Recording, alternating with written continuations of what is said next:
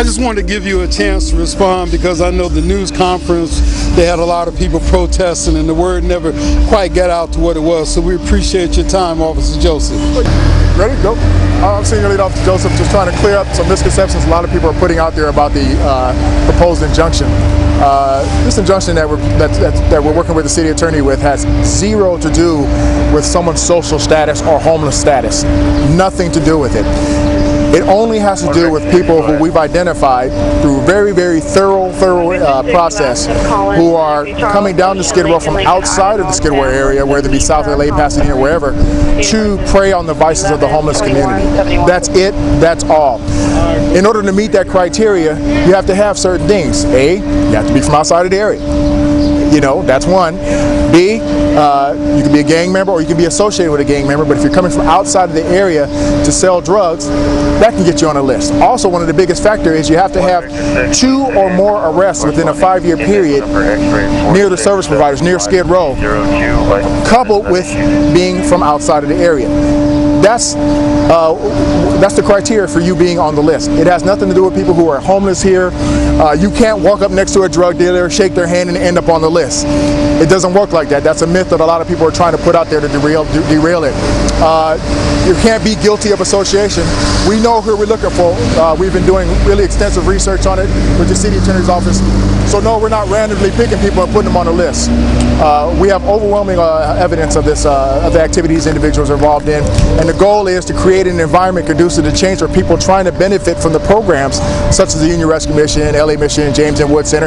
Everybody knows there's drug programs, but how can you get clean when the drug dealers coming from the outside are flooding the streets with narcotics and sometimes forcing or using willing participants within the homeless community to sell drugs? Okay, that's impossible for people to change when that's happening inside and outside of these facilities.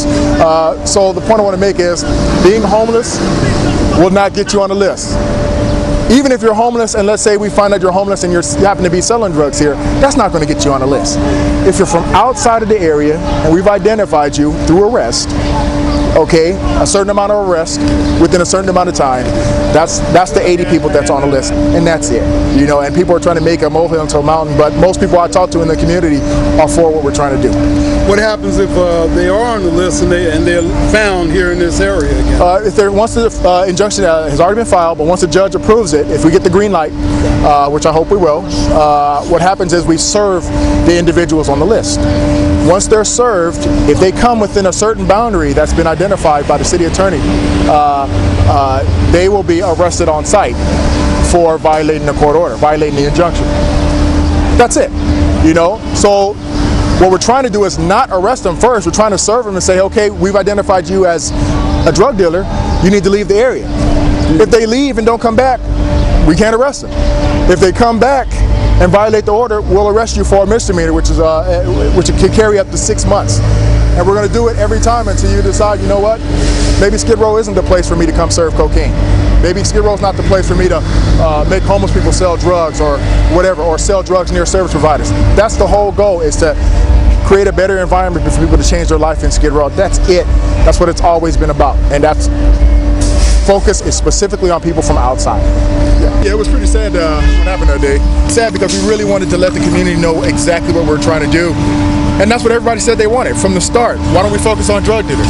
From the start, be transparent. Tell us what's going on. And that's what that was about. And it was sad that people tried to shout down the voices of people who were really have a hand in trying to help get the homeless better, like Andy Bales and other people who have a direct involvement in drug programs to help homeless, you know. So it was disappointing that they would disrupt the I wish they would have listened to it first before they started chanting. I could have lived with that. But, you know, hey, you know, people feel like they have to do what they have to do based on their worldview, and to me sounds a little selfish, but it's life. Thank you very much.